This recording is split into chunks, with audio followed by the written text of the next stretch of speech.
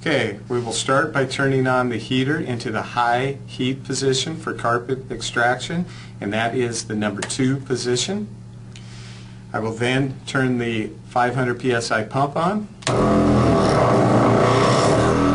which will be followed by the vacuum motors.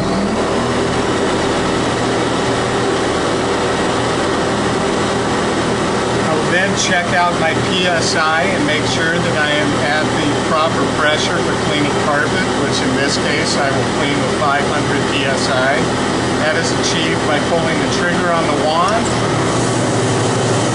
and we are operating at the proper level.